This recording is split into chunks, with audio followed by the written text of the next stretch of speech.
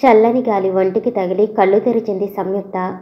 తానున్నది తన ఇంట్లో మంచం మీద కాదు, వేగంగా పోతున్న జీప్లో. ఒక క్షణం తలంతా దిమ్ముగా అనిపించింది. పక్కనే కూర్చుని జీప్ డ్రైవ్ చేస్తున్న శంకర్ని చూడగానే ఆ రాత్రి శంకర్ తన దగ్గరకు రావటం, తానేదో మాట్లాడబోవటం, అంతలోనే శంకర్ ఏదో రుమాలు తన ముఖం దగ్గరగా తీసుకురావటం, తనకు మైకం కమ్మటం గుర్తుకొచ్చింది. శంకర్ ఏదో దుర్మార్గం తలపెట్టాడని అర్థమైంది. శంకర్, ఏమిటిది? అంది కోపంగా. శంకర్ తొణక్కుండా బెనక్కుండా చిరునవ్వు నవ్వాడు. నన్ను మోసం చేసి నువ్వు బయటపడగలవనే అనుకుంటున్నావా? ఇది నా ప్రతీకారం. ఆ కటిక చీకటిలో కన్ను పొడుచుకు చూసినా అది ఏ ప్రదేశమో అర్థం కాలేదు సంయుక్తకి. ఆ సమయంలో తను శంకర్ను ప్రతిఘటించలేదు. ఏ దేవతలైనా కనిపించి కాపాడవలసిందే. కళ్ళు మూసుకుని సీటు కానుకుని కూర్చుంది సంయుక్త, తీవ్రంగా ఆలోచిస్తూ. ఏమీ లాభం లేదు సంయుక్త, నువ్వు నా దానివి ఇప్పటికీ. నీ పేరు మీద ఉన్న ఆ మేడ నాది. నాకు ఆ మేడ శాశ్వతంగా కావాలి, నువ్వు శాశ్వతంగా అక్కర్లేదు. చిలిపిగా కన్ను కొడుతూ అన్నాడు శంకర్. సంయుక్తకు లోపల ఎంత ఆందోళనగా ఉన్నా నిబ్బరంగానే కూర్చుంది. There is many a slip between the cup and the lip అంది. పకపక నవ్వాడు శంకర్. శంకర్ నవ్వు పూర్తి కాకుండానే 4 వైపుల నుండి టార్చ్ లైట్స్ వెలిగాయి. పోలీసులు జీపును చుట్టుముట్టి సోదా చేశారు. జీప్లో 4 అందమైన యువతులు ఉండటం చూచి నివ్వెరపోయింది సంయుక్త. ఆ యువతుల వేషధారణ ఆధునికంగానే ఉన్నా పోలీసులు ప్రశ్నించేసరికి ఆ 4 బావురుమని అదేదో భాషలో ఏదేదో మాట్లాడేసరికి వాళ్ళు అనాగరికులని సంయుక్తకు అర్థమైపోయింది. పోలీసులు శంకర్తో పాటు సంయుక్తను కూడా అరెస్టు చేశారు. మరునాటికల్లా ఈ వార్త అన్ని పేపర్లలోనూ వచ్చేసింది. ఆదిమవాసులను సంస్కరిస్తానని, వాళ్లకు సహాయం చేస్తానని బయలుదేరిన శంకర్ వాళ్లతో బానిస వ్యాపారం చేస్తున్నాడు. ఆడవాళ్లను మగవాళ్లను కూడా ఉద్యోగాలిప్పిస్తానని ఎరచూపి తరలించుకుపోతున్నాడు. కొన్నాళ్లు కన్నీళ్లు తుడవటానికి తల్లిదండ్రులకు నెల నెల డబ్బు పంపిస్తున్నాడు. తర్వాత అది లేదు, ఆడవాళ్లను బ్రోతల్స్కి అమ్ముతున్నాడు. మగవాళ్లను నౌకర్లుగా దూర ప్రాంతాలలో అమ్ముతున్నాడు. ఇంతలో ఇతనికి సంయుక్త సహకారం ఎంతవరకో తెలియదు. కానీ సంయుక్తకు అకస్మాత్తుగా డబ్బు వచ్చి పడింది. సంయుక్త పేర అంత డబ్బు వ్రాసి చచ్చిపోయిన కళ్యాణి ఎవరని విచారించగా అసలు అలాంటి వ్యక్తి లేదని తేలింది. తనకంత డబ్బు ఎలా వచ్చిందో, కళ్యాణి ఎవరో సంయుక్త ఏమీ చెప్పటం లేదు. శంకర్ అసలు ఏ ప్రశ్నకు సమాధానం చెప్పటం లేదు. వార్త తెలిసిన అరుణ్ చలనం లేని బొమ్మలా కూర్చుండిపోయాడు. యశోద, చక్రవర్తి, శశిరేఖ ఏదేదో మాట్లాడేస్తున్నారు. శశిరేఖ చేదరించుకుంటుంది. ఎంత అమాయకంగా కనిపించేది, ఇంత గుండెలు తీసిన బంట అని గుండె బాదుకుంటుంది. యశోద ఏడుస్తూ చివరికి ఈ గతి పట్టిందా అని తల కొట్టుకుంటుంది. చక్రవర్తి అశాంతిగా నుదురు చేత్తో రాసుకుంటున్నాడు. ఇవేవి అరుణ్ మనసుకెక్కటం లేదు. అతడు ఉన్నవాడు ఉన్నట్లుగా తన అన్న డాక్టర్ జయదేవ్ దగ్గరకు బయలుదేరాడు. జయదేవ్ను మామూలు కుశల ప్రశ్నలు కూడా వెయ్యకుండా, అన్నయ్య ఇది చెప్పు, అప్పుడు నా ఆపరేషన్కి అమెరికా పంపించింది నువ్వేనా? ఆ ఖర్చంతా నిజంగా నువ్వే భరించారా అన్నాడు. జయదేవ్ తెల్లబోతూ, ఇప్పుడు ఆ విషయం దేనికి? ఖర్చు ఎవరు భర్తీ చేస్తేనేం, నీ ఆరోగ్యం బాగుపడింది కదా అన్నాడు. అది సరే, నిజం చెప్పు, ఎవరు భరించారు? సంయుక్త. చాలాసేపటి వరకు అరుణ్ నోటమాట రాలేదు. జయదేవ్ అరుణ్ భుజాలు పట్టి కుదుపుతూ, ఏం జరిగింది అరుణ్ అన్నాడు. ఈ సంగతి నాకిన్నాళ్ళు ఎందుకు చెప్పలేదన్నయ్య? సంయుక్త రహస్యంగా ఉంచమని అడిగి బయట పెట్టవలసిన అవసరం నాకు కనిపించలేదు. ఇంకేం మాట్లాడలేదు అరుణ్. అతి కష్టం మీద సంయుక్తను జామీను మీద విడిపించగలిగాడు. అభాగ్యులైన ఆదివాసులపైన ఇంతింత అత్యాచారాలను చేస్తున్న దుర్మార్గులను జనం క్షమించలేకపోయారు. కోపోద్రేకంలో సంయుక్తపైన రాళ్లవర్షం కురిపించారు. ఆ జనసమూహం మధ్య నుండి విశ్వ ప్రయత్నం మీద సంయుక్తను తప్పించగలిగాడు అరుణ్. శరీరం మీద ఎక్కడ చూసినా రక్త ప్రవాహాలు చారికలు కట్టగా స్పృహ తప్పిపోయిన సంయుక్తను హాస్పిటల్లో జాయిన్ చేయించాడు. ఆ మరునాటికి కానీ సంయుక్తకు స్పృహ రాలేదు. సంయుక్త కళ్ళు తెరవగానే అరుణ్ ఆదుర్దాగా ముందుకు వంగి, ఎలా ఉంది సంయుక్త అన్నాడు. ఆ సమయంలో అరుణ్ని చూడగానే సంయుక్త ముఖం క్షణమాత్రం వికసించింది. అంతలోనే ఆందోళనగా, అరుణ్ నువ్విక్కడే ఉన్నావా? పాపం శశిరేఖ అంటూ ఏదో అనబోతుండగానే అరుణ్ విసుగ్గా అడ్డుకుని, ఇంత త్యాగం ఎందుకు చేశావు సంయుక్త? ఏ ఆశతో? ఎవరు సుఖపడాలని అన్నాడు. అయితే తెలిసిపోయిందన్నమాట. ఇప్పుడు నువ్వు చేస్తున్నదేమిటి అరుణ్? నేను మరొకరి భార్యను, నువ్వు మరొకరి భర్తవు. నా ఆరోగ్యం నాశనమైంది. ఈ దెబ్బలతో అందమూ పోయింది. ఏ ఆశతో ఎవరు సుఖపడాలని నన్ను బ్రతికించుకోవాలని తాపత్రయపడుతున్నావు? అరుణ్ వెలతెలపోతూ చూశాడు. అతని చెయ్యి ఆప్యాయంగా తన చేతిలోకి తీసుకుంది సంయుక్త. అదే అరుణ్, నోటితో వివరించలేని ఆ సమాధానమే నాది కూడా. అరుణ్ కళ్ళల్లోంచి నీటి బొట్లు సంయుక్త చేతి మీద పడ్డాయి. అరుణ్, ఏడుస్తున్నావా? మగవాడివి నువ్వు. సంయుక్త, నీ ఈ స్థితికి ఒక రకంగా నేనే కారణం తెలుసా? నువ్వెలా కారణమవుతావు అరుణ్? నా కర్మ. అది కాదు, శంకర్ ప్రవర్తన అనుమానాస్పదంగా తోచి అతన్ని అనుసరించమని నేనే పోలీస్ రిపోర్ట్ ఇచ్చాను. ఇందులో నువ్వున్నావని తెలిస్తే నీ డ్యూటీ మానుకునేవాడివా? ఏమో, చేతులారా నిన్నీ స్థితికి తేగలనా? నువ్వంత బాధపడక్కర్లేదు అరుణ్. శంకర్తో నేనెన్నడూ చేతులు కలపలేదు. ఈ రకంగా పోలీసులకి పట్టుపడటం ఒక విధంగా నాకు మేలే జరిగింది. జరిగిందంతా వివరించింది సంయుక్త. ఆశ్చర్యంగా విన్నాడు అరుణ్. మరి ఆ రోజు చేసిన దానికి అనుభవిస్తున్నాను అన్నావు దేనికి? అదా, నా జబ్బేమిటో తెలుసా? దుర్గమ్మ నాకేదో మందు ఆహారంలో నాకు తెలియకుండా కలిపి పెడుతుంది. అందుకే నా ఆరోగ్యం ఇలా పాడైంది. ఏ డాక్టర్లు కనిపెట్టలేకపోయారు. ఒకరోజు శంకర్ దుర్గమ్మకేదో మూలికల్లాంటివి ఇయ్యటం, ఆవిడ వాటిని చూర్ణం చేసి ఆ పొడి నేను తాగే కాఫీలో కలపటం గమనించాను. అప్పటికే నా స్థితి చెయ్యి దాటిపోయింది. ఇంత దుర్మార్గుడు! నేను మాత్రం అతన్ని వలలో వేసుకుని నా చుట్టూ తిప్పుకుని శశిరేఖ మనసు విరిచాను. ఆ తర్వాత అతని ముఖం చూడను పొమ్మన్నాను. ఇది తక్కువ దుర్మార్గమా? ఎందుకు పడ్డావు ఈ పాటలన్నీ? శశిని శంకర్ బారి నుండి తప్పించటానికి. అంటే శంకర్ ఇలాంటి నీచ కార్యాలు చేస్తున్నట్లు తెలుసా? దుర్మార్గుడని మాత్రమే తెలుసు. ఎలాంటి దుర్మార్గుడో తెలియదు. ఎలా తెలుసు? సంయుక్త మాట్లాడలేదు. అన్నట్లు నీకంత డబ్బెక్కడిది? నన్ను క్షమించు అరుణ్. ఆ ప్రశ్నకు నేను సమాధానం చెప్పలేను. నీకు కూడా చెప్పలేను. అదే నా పాలిట వరము శాపము కూడా. ఏదో మాట్లాడబోయిన అరుణ్ నోటమాట రాక ఉండిపోయాడు. ఎదురుగా నిలబడి ఉన్నది శశిరేఖ. శశిరేఖ ముఖంలో ఏ కోసాన కళాకాంతులు లేవు. ఒక్క రోజులోనే ఎన్నో రోజులుగా జబ్బుపడినట్లుగా తయారైంది. నేను వెళ్ళిపోతున్నాను అరుణ్. నీతో చెప్పిపోదామని వచ్చాను అంది. అరుణ్ మాట్లాడలేకపోయాడు. తలెత్తి శశిరేఖ ముఖంలోకి చూడలేకపోయాడు. అమాయకంగా ఉన్న ఆ ముఖంలోని ఆవేదన చూడటం అతనికి కష్టంగానే ఉంది. కానీ అది పోగొట్టగలిగే భాష మాత్రం అతని దగ్గర లేదు. ఒక్క సంగతి నిజం చెప్పు అరుణ్. నీ సంయుక్త తండ్రి వైద్యం చేయటానికే నన్ను పెళ్లి చేసుకున్నావు కదూ? ఆ డబ్బు కోసమే కదూ? అప్పటికీ అరుణ్ మాట్లాడలేదు. అతను చెప్పక్కర్లేకుండానే అన్నీ శశిరేఖకి అర్థమవుతున్నాయి. ఇంక తను మాట్లాడవలసిందేముంది? ఛీ, ఎంత వెర్రిబాగుల దాన్ని! నిరాశతో కుంగిపోయిన నా దగ్గరికి పనికట్టుకుని వచ్చి ఎంతో ప్రోత్సహించి కాలేజీలో కూడా చేర్పించి చదివిస్తే నేనంటే ఎంతో అభిమానం అనుకున్నాను. ఇంతసేపటికి అరుణ్ నోరు విప్పాడు. నువ్వు ఎన్నో నిజాలు తెలుసుకున్నావు శశి. మరో నిజం కూడా తెలుసుకో. నేను నీ దగ్గరికి వచ్చి నిన్ను కాలేజీలో చేర్పించింది సంయుక్త మాట కాదనలేక. నిర్ఘాంతపోయింది శశిరేఖ. నిజమా అంది. అవును, నువ్వు తన సహాయం తీసుకోవని అర్థమయ్యాక సంయుక్త కుంగిపోయింది. ఎలాగైనా నిన్ను చదివించాలని నన్ను బ్రతిమాలింది. నీ చదువుకయ్యే ఖర్చు నాకు ఇచ్చేస్తానంది. నేను తీసుకోలేదనుకో. సంయుక్త దగ్గర తీసుకోవటం ఇష్టం లేకపోయింది. శశిరేఖకు తల తిరిగింది. ముఖం వాల్చుకుని వెళ్ళబోయింది.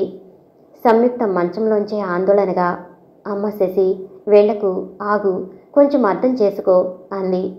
పిచ్చి కోపంతో సంయుక్తను తడిమి చూసింది శశిరేఖ. రాక్షసి, ఇంకా మాట్లాడుతున్నావా?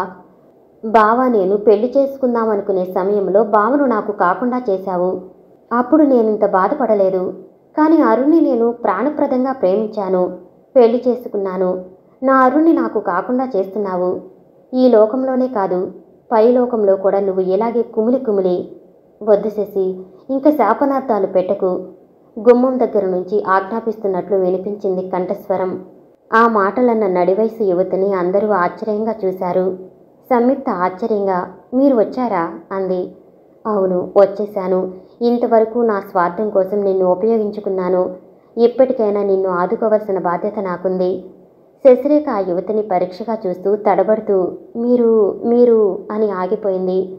ఆవిడ ఉదాసీనంగా, నన్ను గురించి నేను చెప్పుకోగలిగింది ఒక వంచుకురాలిని, ఒక దౌర్భాగ్యురాలిని, ఒక లేచిపోయిన దానిని అని మాత్రమే.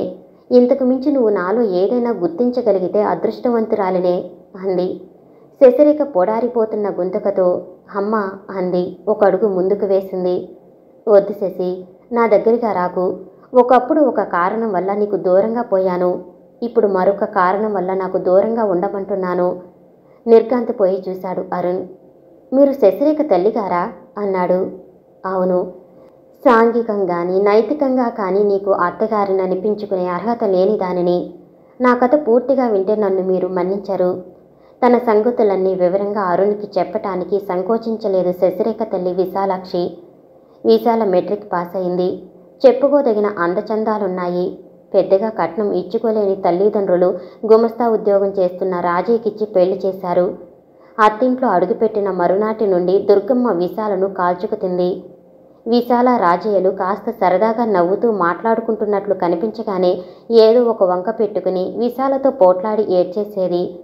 కొత్త దంపతులు సినిమాకు బయలుదేరితే అప్పటికప్పుడు ఏదో రోగం వచ్చిందని మంచమెక్కేసి పెద్దగా మూలగటం మొదలుపెట్టింది. రాజయ్య మంచివాడే కాని అసమర్థుడు. ఏమిటా గట్టిగా మాట్లాడలేడు. దుర్గమ్మను ఎదిరించి ఏమీ చెప్పలేకపోయేవాడు. తల్లిదండ్రి లేని తనను చిన్నప్పటి నుండి పెంచి పెద్ద చేసిందనే కృతజ్ఞత అతని నోరు నొక్కేసింది. తన కూతురు శశిరేఖ ముఖం చూసి విశాల సాధ్యమైనంత వరకు అన్నీ భరించింది. రాను రాను దుర్గమ్మ అసూయ ఎక్కువైందే కానీ తగ్గలేదు. భార్యాభర్తలు పడగదిలోకి వెళితే ఆ తలుపులు దబదబా బాదేది. రాజయ్య ఈ గొడవలన్నీ పడలేక నాటకాల కంపెనీలో చేరి ఇల్లు పట్టకుండా తిరిగేవాడు. అటు భార్యను ఇటు అక్కను ఎవరిని ఏమీ అనేవాడు కాడు. ఏది పట్టించుకునేవాడు కాడు. చివరకు దుర్గమ్మ విశాలను కొట్టడం వరకు వచ్చింది. ఆ బాధలు భరించలేని విశాల ఇల్లు వదిలేసింది. మొదట పుట్టింటికే వెళ్ళింది. కానీ అక్కడ అన్నా వదినలు విశాల తమకు భారంగా తమ దగ్గర ఎక్కడ ఉండిపోతుందోనని భయపడి సూటిపోటి మాటలు ప్రారంభించారు. తల్లిదండ్రులు కూడా విశాల భర్త దగ్గర ఉండటమే మంచిదన్నట్లు మాట్లాడటం మొదలుపెట్టారు. దానికి సాయం కూతురి మీద బెంగతో విశాలకు పిచ్చెక్కినట్లయ్యేది. గయ్యాలి దుర్గమ్మ విశాలకు శశిరేఖ నీయలేదు. శశిరేఖ మీద ప్రేమ కంటే విశాలను ఏడిపించాలనేదే దుర్గమ్మ కోరిక. ఆ పరిస్థితుల్లో విశాల రామనాథం ఏజెన్సీస్లో అతి కష్టం మీద రిసెప్షనిస్ట్గా ఉద్యోగం సంపాదించుకోగలిగింది. తన బ్రతుకు తాను బ్రతుకుతూ అతి కష్టం మీద 100 రూపాయలు పోగు చేసి శశిరేఖ పుట్టినరోజు నాడు బహుమతిగా ఇయ్యాలని తీసుకొచ్చింది. కానీ దుర్గమ్మ అది కూడా పడనీయలేదు. దానికి తోడు ఎందుకు పనికిరాని శంకర్తో శశిరేఖ వివాహమన్న వార్త విశాల మనసుకు శల్యమైంది. తను ఎంతో దూరంగా ఉన్న సంఘం శశిరేఖను లేచిపోయిన దాని కూతురని నిరసనగా చూస్తుంది. తనకు సంఘంలో స్థానం లేదు. అందరూ వింతగా చూసేవారే, విమర్శలు చేసేవారే.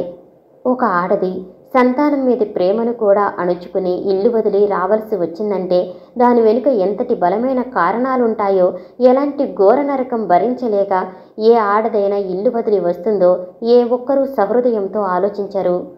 కాలం ఎంతో మారింది. స్త్రీలు చదువుకుంటున్నారు, డిగ్రీలు తెచ్చుకుంటున్నారు.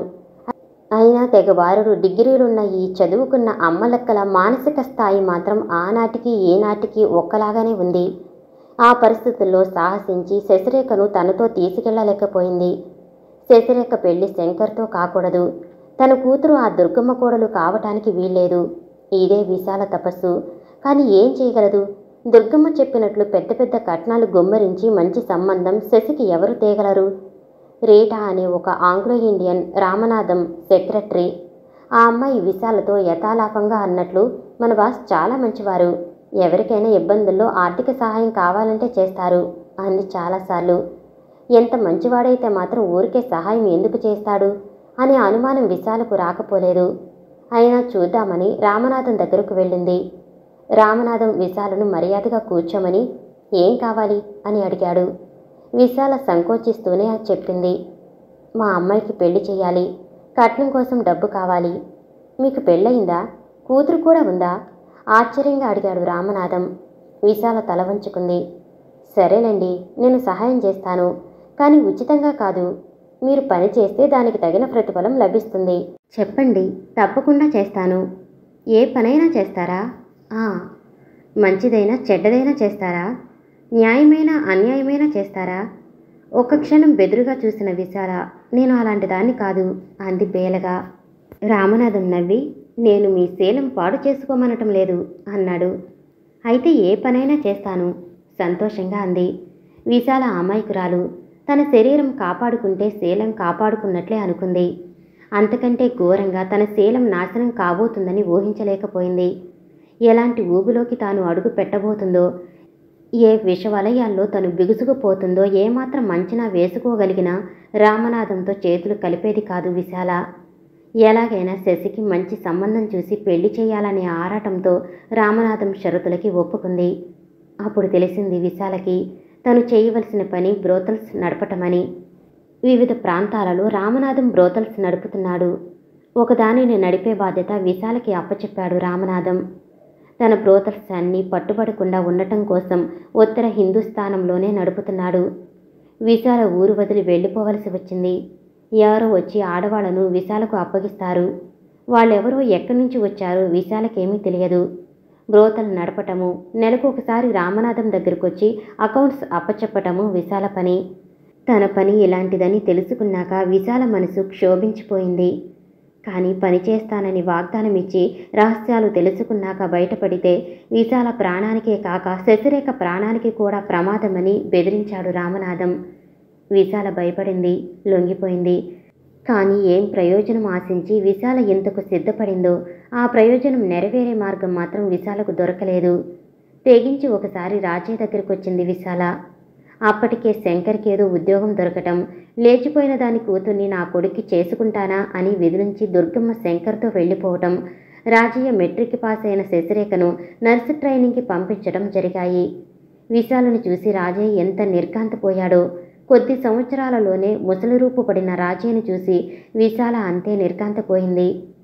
వచ్చేసావా విశాల? ఎన్నాళ్లకు కనిపించావు? సంభ్రమంగా అడిగాడు రాజయ్య. మరింత నిర్ఘాంతపోయింది విశాల. రాజయ్య ఈనాటికి తనను ఆహ్వానిస్తున్నాడు. సంఘమంతా వెలివేస్తున్న వ్యక్తిని, లేచిపోయిన దానే బిరుదతో తరిమికొట్టిన వ్యక్తిని తన గుండెల్లో చిచ్చుపెట్టి సంసారం నాశనం చేసిందనే విషయం కూడా మర్చిపోయి మనసారా ఆహ్వానిస్తున్నాడు. నాకు తెలుసు నువ్వు ఎప్పుడో ఒకప్పుడు తప్పకుండా వస్తావని. ఏం తోచనప్పుడంతా నువ్వు తిరిగి వచ్చినట్లు, మనం మళ్ళీ సుఖంగా ఉన్నట్టు కలలు కనేవాణ్ణి. విశాల కళ్ళు చెమ్మగిల్లాయి. ఇంత ప్రేమ ఉందా రాజయ్య మనసులో తన మీద? విశాల, ఇంక వెళ్ళవు కదూ? ఎప్పుడూ ఇక్కడే నా దగ్గరే ఉండిపోతావు కదూ? ఆర్తిగా అడుగుతున్నాడు రాజయ్య. కన్నీళ్లు నిగ్రహించుకోవటం కష్టమవుతుంది విశాలకి. అనురాగానికి, ఆప్యాయతకి తలుపులు తీసి తనను ఆహ్వానిస్తున్నాడు రాజయ్య. కానీ తను అన్ని మార్గాలు మూసేసుకుని వచ్చింది. సారీ, నేను ఉండాలని రాలేదు. రేపే వెళ్ళిపోవాలి. ఎక్కడ? 2 రోజుల కంటే ఎక్కువ ఉండకూడదన్నది రామనాథం షరతులతో ప్రధానమైనది. మళ్ళీ తన ఇంట్లో తన గృహిణిగా జీవించగలనన్న ఆశ ఏ కోసానా లేని విశాలకు ఆ షరతు ఏమీ కష్టం కలిగించలేదు అప్పట్లో. ఈనాడు దీనంగా పాలిపోయి కనిపిస్తున్న రాజయ్య ముఖం చూస్తుంటే తను జీవితంలో ఎంత పోగొట్టుకుందో బాగా తెలిసొస్తుంది.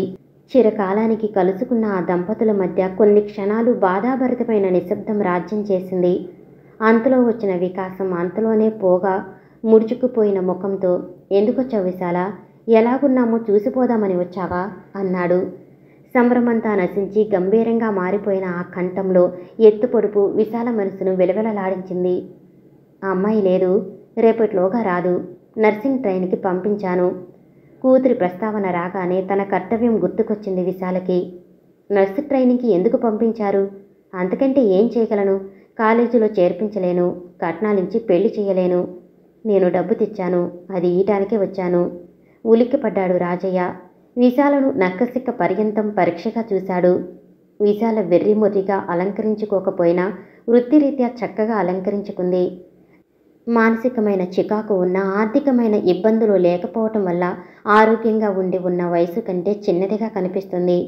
ఆ రకంగా సంపాదించిన డబ్బుతో నీ కూతుర్ని బాగు చేద్దామనుకుంటున్నావా విశాల? చెల్లున చరిచినట్లయింది విశాలకి. రాజయ్య ఏ విధంగా ఆలోచిస్తున్నాడో అర్థమైంది.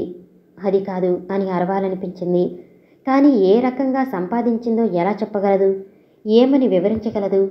మాట్లాడలేకపోయింది. విశాల, నాకు సుఖమంటే ఏమిటో తెలియదు. డబ్బుతో ఎలా సుఖపడాలో అసలు తెలియదు.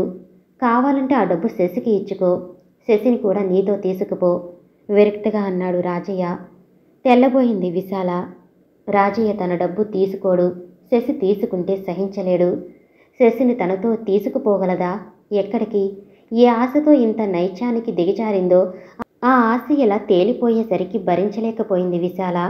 ఆ మరునాటి వరకు ఉండదలుచుకున్న వ్యక్తి అప్పుడే బయలుదేరింది. విశాల, వెళ్ళిపోతున్నావా? ఉండిపోకూడదు. నీ శశి జీవితం నువ్వే చక్కదిద్దుకోకూడదు? చివరిసారి మరోసారి దీనంగా అడిగాడు రాజయ్య. ఈ స్థితిలో కూడా తనకు మనసులోనూ ఇంట్లోనూ స్థానమిస్తున్నాడు దేవుడులాంటి తన భర్త. కానీ ఆ ఔదార్యాన్ని స్వీకరించే అర్హత తనకి లేదు. త్వరగా ఆ ఇంట్లోంచి బయటకు నడిచింది. ఎవరో తనను అనుసరిస్తున్నట్లు అనుమానం తోచింది. రామనాథం తాలూకు మనుషులని ద్రోఢపరుచుకుంది. గుండె చెల్లుమంది. ఈ కిరాతకులు తనను అనుసరిస్తున్నారు. వీళ్ళకంట శశి పడితే ఏమో ఏం జరుగుతుందో, వీళ్ళు ఎందుకు తెగించలేరు? ఆనాటి నుండి శశిని చూడటానికి కూడా సాహసించలేకపోయింది విశాల. తన దగ్గరున్న డబ్బుతో శశిరేఖ సుఖపడేలా చూడాలి. అదొక్కటే విశాల ధ్యేయమైపోయింది. తనకు తెలిసిన స్నేహితురాలిని కలుసుకుని 2000 రూపాయలిచ్చి శశికి ఇమ్మని చెప్పింది ఒకసారి. డబ్బు ముందు స్నేహితులు నిలవరని రుజువు చేస్తూ ఆ స్నేహితురాలు ఆ డబ్బు తను వాడేసుకుంది. శశికి ఇయ్యలేదు. తేలుకుట్టిన దొంగలా ఊరుకోవటం తప్ప విశాల చేయగలిగింది ఏమీ లేకపోయింది. అలాంటి సమయంలో సంయుక్త కనిపించింది విశాలకి. అందరికీ చెప్పినట్లుగానే రీటా సంయుక్తతో కూడా బాస్ అవసరమైనప్పుడు డబ్బు సాయం చేస్తారు, చాలా మంచివారు అని చెప్పింది. ఇలా చెప్పి ఉపయోగపడతారు అనుకునే వ్యక్తులను ఆకర్షించటమే రీటా పని. సంయుక్త రామనాథాన్ని డబ్బు అడిగినప్పుడు రామనాథం తన మామూలు ధోరణిలోనే నాకు ప్రతిఫలం కావాలి అన్నాడు. సంయుక్త భయపడింది.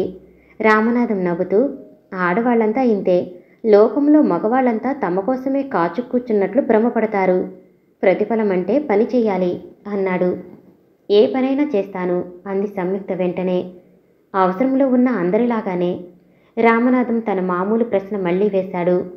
మంచిదైనా చెడ్డదైనా, న్యాయమైనా అన్యాయమైనా చేస్తావా? ఈసారి సంయుక్త వెంటనే సమాధానం చెప్పలేదు. కొన్ని క్షణాలు ఆలోచనలో పడి ఖచ్చితంగా సమాధానం చెప్పింది. మంచిది, న్యాయమైనది అయితేనే చేస్తాను. అంతకంటే ఖచ్చితంగా సమాధానం చెప్పాడు రామనాథం. సారీ, నేను మీకు ఏ సహాయమూ చెయ్యలేను.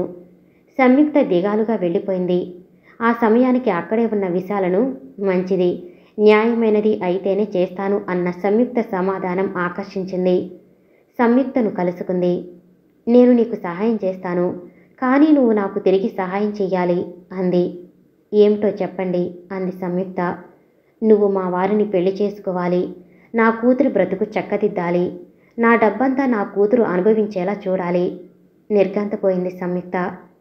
ఇదెక్కడి కోరిక? సంయుక్తకు సంజాయిషి ఇస్తున్నట్లు త్వరగా చెప్పుకుపోయింది విశాల. ఆ ఇంట్లో దుర్గమ్మ అని ఒక మహంకాళి బ్రహ్మరాక్షసి ఉంది. నాకీ గతి పట్టడానికి కారణం ఆవిడే. లేచిపోయిన నా డబ్బు మా ఆయన తీసుకోడు. నా కూతురి ముఖం చూడలేకపోతున్నాను, కానీ దానికోసమే బ్రతుకుతున్నాను. నువ్వు ఈ సహాయానికి ఒప్పుకుంటే నేను తప్పకుండా నీకు సహాయం చేస్తాను. సంయుక్తకు తల తిరిగిపోసాగింది. డబ్బు సంపాదించి అరుణ్కు వైద్యం చేయించి బ్రతికించుకునేది మరొకరిని పెళ్లి చేసుకోవటానికా? వెంటనే విశాలకు మాట ఇయ్యలేకపోయింది.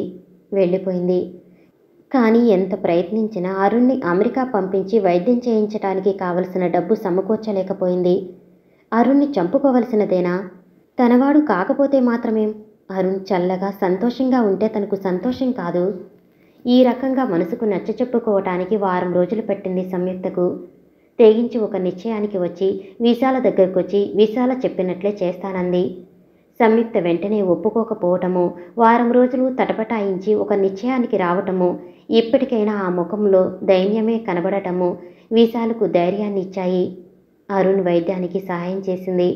అరుణ్ అమెరికా వెళ్ళిపోగానే సంయుక్త రాజయ్యను పెళ్లి చేసుకుంది. ఏ పరిస్థితుల్లోనూ ఆ డబ్బు సొంతానికి వాడుకోనని అరుణ్ మీద ప్రమాణం చేయించింది సంయుక్త చేత విశాల. ఒకరోజు కొందరు ఆడవాళ్లను తీసుకుని శంకర్ బ్రోతల్కి వచ్చాడు. శంకర్ను చూడగానే విశాల గతుక్కుమని లోపలి గదుల్లోకి పారిపోయింది. విశాల బదులుగా మరొకరు వాళ్ళని బ్రోతల్లో చేర్చుకున్నారు. అక్కడితో శంకర్ చేస్తున్న ఉద్యోగం ఏమిటో విశాలకు అర్థమైపోయింది. దుర్గమ్మ కొడుకుతో సహా తిరిగి వచ్చిందని, శంకర్ శశిని చేసుకోబోతున్నాడని తెలిసి విశాల గుండెల్లో రాయిపడింది. ఎలాగైనా ఈ సంబంధం తప్పించమని సంయుక్తను ప్రాధేయపడింది. సంయుక్త ఒప్పుకుంది. చివరకు ఆ కారణంగానే సంయుక్త శంకర్తో సహా పోలీసుల చేతుల్లో చిక్కుకోవలసి వచ్చింది. తనకిచ్చిన మాట కోసం, తన కూతురి కోసం సర్వము త్యాగం చేసిన సంయుక్త ఇంతటి అపాయ స్థితిలో ఉంటే విశాల చూస్తూ ఊరుకోలేకపోయింది. అన్నిటికీ తెగించి వచ్చేసింది. నీళ్లు నిండిన కళ్ళతో, వణుకుతున్న కంఠంతో అమ్మా అంది శశిరేఖ. శూన్యంగా చూసింది విశాల. ఇంకా నన్ను అమ్మా అని పిలుస్తున్నావా? శశిరేఖ విశాల దగ్గరగా వచ్చి ఆవిడ 2 చేతుల్లో తన ముఖం అదుముకుంది. అమ్మా, చిన్నప్పుడు అందరూ నన్ను లేచిపోయిన దాని కూతురు అని ఏడిపిస్తుంటే నీ మీద కసితో మండిపోయేదాన్ని. కానీ నువ్వు కళ్ళెదుట కనిపించగానే నిన్ను వదులుకోలేక నీ వెంటపడి వచ్చేయాలనుకున్నాను. న్యాయము, సంఘము నిన్ను ఏ విధంగా శిక్షించినా నువ్వు మాత్రం నాకు అమ్మవే. నాకు నీ డబ్బు అక్కర్లేదు. నువ్వు నీ ప్రేమ మాత్రం కావాలి. కన్నీళ్లతో తనలో తాను గొణుక్కుంటున్నట్లు ఏదో ఆశీర్వదించింది కూతుర్ని విశాల. సంయుక్తను చూడటానికి రాజయ్య వచ్చాడు. విశాలను చూసి కొయ్యబొమ్మలా నిలబడిపోయాడు. విశాల నవ్వి గుర్తుపట్టారా అంది. రాజయ్య మాట్లాడలేదు. సంయుక్తను చూడటానికి ఇప్పటికీ రాగలిగారా అంది విశాల. రాజయ్య బిక్కముఖంతో అక్కయ్య వెళ్ళనీయలేదు, రాక్షసులా అడ్డుపడింది అన్నాడు. పకాలున నవ్వింది విశాల. మంచంలో ఉన్న సంయుక్త జాలిగా చూసింది. మీరు ఎంత మంచివారైనా కావచ్చు, కానీ మీలో ఈ అసమర్థత మాత్రం నేరాలన్నిటిలో పెద్ద నేరం, క్షమించరాని నేరం అక్కసుగా అంది విశాల. శంకర్ పోలీసులకి ఏ వివరాలు చెప్పకపోయినా విశాల సమస్తము చెప్పేసింది. రామనాథం ఏజెన్సీలో అక్రమ వ్యాపారాలతో సంబంధం ఉన్న వాళ్ళందరినీ అరెస్టు చేశారు. ఆ ఆస్తి పాస్తులన్నీ ప్రభుత్వం వశం చేసుకుంది. శశిరేఖ పేరు మీద ఉన్న డబ్బు తనే ప్రభుత్వానికి అప్పగించాడు అరుణ్. సంయుక్త హాస్పిటల్లోనే ఉంది. అరుణ్కి సంయుక్తను వదిలి వెళ్లాలనిపించలేదు, కానీ డ్యూటీ మీద వెళ్ళక తప్పటం లేదు. శశిరేఖ సంయుక్త దగ్గరకు వచ్చింది. సంయుక్త నీరసంగా నవ్వి బాగున్నావా శశి అంది. ఇంతవరకు బాగున్నాను, ఇక ముందు బాగుండను. నవ్వు కాని నవ్వుతూ అంది శశి. అదేమిటి శశి, ఇంతకాలం నువ్వు నీ జీవితాన్ని కరిగించుకుంటూ నా బాగు కోసం తాపత్రయపడ్డావు. అందుకని బాగున్నాను. నిన్ను క్షమించమని అడగలేకపోతున్నాను. అయినా అడగక్కర్లేదు. 1, అడగకపోయినా నువ్వు నన్ను క్షమించగలవు. 2, నేను చేస్తున్న దానికి నేనే పరిహారం చెల్లించుకుంటున్నాను. పరిహారం చెల్లించుకుంటున్నావా? ఎలాగా శశి? మీ అందరికీ దూరంగా వెళ్ళిపోతున్నాను. ఇంతకుముందు నేను లేచిపోయిన దాని కూతుర్ని మాత్రమే, ఇప్పుడు సంఘద్రోహి కూతుర్ని కూడా. ఇక ముందు ఏకాకిని అయిపోతాను. శశి భరించలేనట్లు శశి చేతులు పట్టుకుంది సంయుక్త. ఇంత ప్రయాసపడింది ఎందుకా?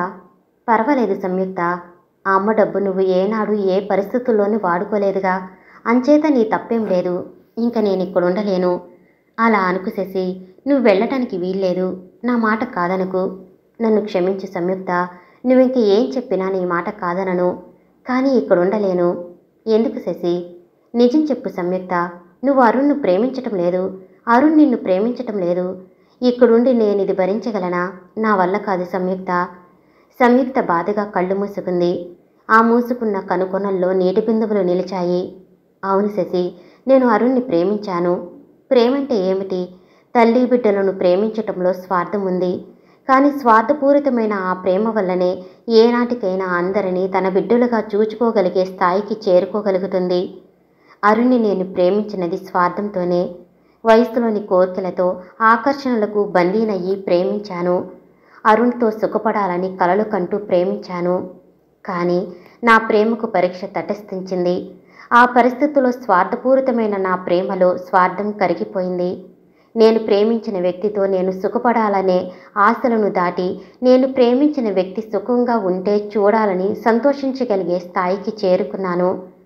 అరుణ్ రూపంతో మాత్రమే నిండిన నా మనసును మమతల కోవెలుగా మార్చుకోగలిగాను. మానవత్వానికి నిలయంగా చేసుకోగలిగాను. సంయుక్త, నీ ప్రేమ ఎంతటి ఉత్తమమైనదో, నువ్వెంతటి ఉన్నతురాలివో అర్థం చేసుకున్నాను గనుకనే మీ మధ్య ఉండనంటున్నాను. నువ్వెక్కడున్నా, ఏ పరిస్థితుల్లో ఉన్నా అరుణ్ మనసు నీ చుట్టూ పరిభ్రమించక మానదు. సంయుక్త పెదవుల మీద చిరునవ్వు మెరిసింది. అవును, నేనంటూ ఉంటే, అంతేకాని నేనే లేకపోతే? సంయుక్త భయంగా అంది శశి. శశి, ఒక్క 4 రోజులాగు, తర్వాత నీ ఇష్టం బ్రతిమాలుతున్నట్లుగా అడిగింది సంయుక్త. ఎప్పటిలా మొండిగా ఎదిరించలేకపోయింది శశిరేఖ. సంయుక్త అసలే బలహీనంగా ఉంది.